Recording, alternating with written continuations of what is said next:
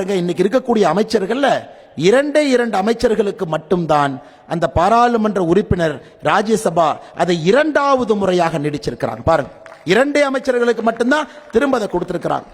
ஒருவர் நம்முடைய அமைச்சர் அஸ்வினி வைஷ்ணவ் அவர்கள், இன்னொருவர் நம்முடைய அண்ணன் முருகன் அவர்கள்.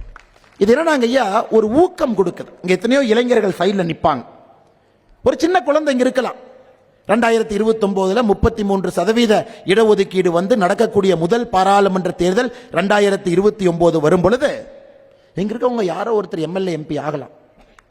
அதற்கு முன்னாடி எம்எல்ஏ எம்பி 2026 ஆகலாம். இங்க இருக்கக்கூடிய மாணவர்கள் யாராச்சும் இப்ப பார்த்துக்கிட்டு இருப்பாங்க, இந்த கட்சியிலே நானும் வரணும், நானும் தலைவரா வரணும், நானும் மக்களுக்கு சேவை பண்ண. சோ இது போன்ற நிகழ்வு அவர்கள் எல்லோருக்கும் ஆக்கமும் ஊக்கமும் கொடுத்து கொண்டிருக்கிறது. இந்த கட்சி அனைவரையும் மதிக்கும், எல்லோருக்கும் இந்த கட்சியிலே வாய்ப்பு இருக்கிறது என்பதை தொடர்ந்து பாரதிய ஜனதா கட்சி உணர்த்தி கொண்டிருக்கிறது. அதனால்தான் முருகன் ஐயாட்ட சொன்னோம், உங்களுடைய முதல் நிகழ்வு கொங்கு மண்டலத்தில் இருக்கணும், அதுவும் உங்களுடைய முதல் நிகழ்ச்சி கோயம்புத்தூர் மண்ணில் இருக்கணும்.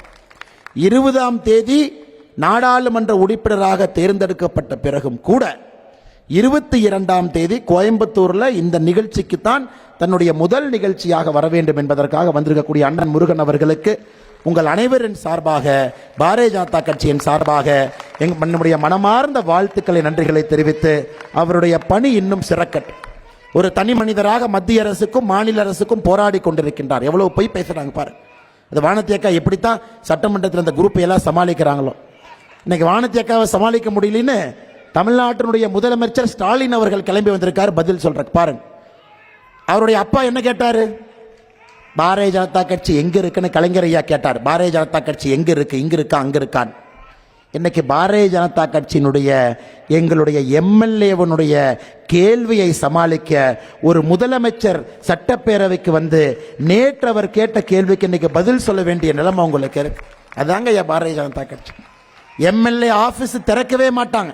ஏதாச்சும் ஒரு பக்கம் எம்எல்ஏ ஆபீஸ் திறந்து பார்த்துருக்கிறீங்களா? இந்த பாத யாத்திரையில் நான் போகும்போது ஒரு 10-15 இடத்துல பேசியிருக்கேன். இந்த எம்எல்ஏ ஆபீஸ், எம்எல்ஏ வந்து 2 வருடம் ஆகிறது, சில இடத்துல பேசியிருக்கிறாங்க. இங்க எம்எல்ஏ வந்ததே இல்லை, இந்த ஆபீஸ் எம்எல்ஏவே பார்த்ததில்லை, இந்த ஆபீஸ் திறந்த பிறகு பூட்டு தான் போட்டிருக்கேன். ஆனா இங்க ஒரு எம்எல்ஏ 234 எம்எல்ஏ ஒரு எம்எல்ஏ சொல்றாங்க, என்னங்க திறக்கிறது, என் ஆபீஸ் ஐஎஸ்ஓ வாங்கியிருக்கிறேன், எப்ப வேண்டுமானாலும் யாரு வேண்டாலும் வரலாம். இதாங்க ஐயா பாரதிய ஜனதா கட்சி. புதுமை எப்பொழுதுமே இருக்கும், எப்பொழுதுமே ஒரு படி முன்னாடி யோசிப்பாங்க, பழையதை ஏத்துக்கவே மாட்டாங்க, இன்னும் முன்னாடி செல்லலாமா, மக்கள் பணியை இன்னும் வேகப்படுத்தலாமா. ஐஎஸ்ஓங்கிறது என்னங்க ஐயா, குவாலிட்டி மேனேஜ்மெண்ட் சிஸ்டம், ஐஎஸ்ஓ 901 என்னங்க அது. நீங்க எம்எல்ஏ ஆபீஸ்க்கு ஒரு பெட்டிஷன் கொடுத்தீங்கன்னா இந்த நாளுக்குள்ள அந்த பெட்டிஷனுக்கு நாங்கள் நடவடிக்கை எடுப்போம் என்பதை உறுதி செய்வது ஐஎஸ்ஓ. மற்ற ஆபீஸ்ல பெட்டிஷனே வாங்க மாட்டாங்க ஐயா. பெட்டிஷன் கொடுத்தீங்கன்னா ஐஎஸ்ஓ 901 2015 குவாலிட்டி மேனேஜ்மெண்ட் சிஸ்டம்ல வானதி அக்காவுடைய அலுவலகத்தில் கோயம்புத்தூர் தெற்கு சட்டமன்ற அலுவலகத்தில் ஒரு பெட்டிஷன் கொடுத்தீங்கன்னா உறுதி வார்த்தை கொடுத்து நடவடிக்கை எடுக்கும் என்று சொல்வது ஐஎஸ்ஓ. சும்மா ஐஎஸ்ஓ வாங்குறமாங்க ஐயா.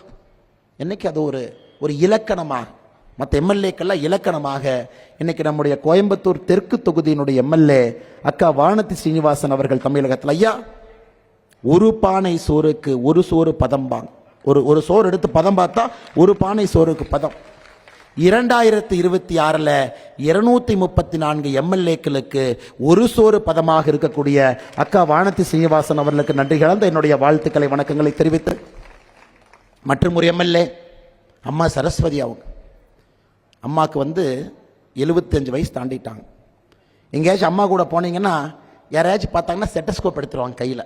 அவங்க பேரே மக்கள் மருத்துவர், மொடக்குறிச்சி நம்முடைய சட்டப்பேரவை உறுப்பினர். வயது ஒரு பாரம் கிடையாது, எப்பொழுதும் கூட மக்கள் சேவை, கையிலே ஒரு மக்கள் மருத்துவராக ஒரு தனி பெயர். இதெல்லாம் பாரதிய ஜனதா கட்சியின் அடையாளம். எம்ஆர் காந்தி ஐயா ஒரு எம்எல்ஏ நீங்க பாருங்க, அப்படியே கல்கண்டு போல வைத்திருக்கக்கூடிய பாரதிய ஜனதா கட்சி. அதனால்தான் தொடர்ந்து சொல்லிக் கொண்டிருக்கின்றோம், இந்த 4 எம்எல்ஏக்கள் ஒரு பானை சோறுனுடைய பதமுங்க. 2026 மக்கள் ஆதரவோடு 234 எம்எல்ஏக்கள் தமிழகம் முழுவதுமே இந்த 4 பேர் மாதிரி 234 வந்து உட்கார்ந்தா ஆட்சி எப்படி இருக்கணும் மக்கள் யோசிக்க வேண்டும். அதனால்தான் எங்கள் அனைவருக்கும் பெரிய நம்பிக்கை இருக்கிறது, நிச்சயமாக மாற்றம் நடக்கும் என்கின்ற நம்பிக்கை.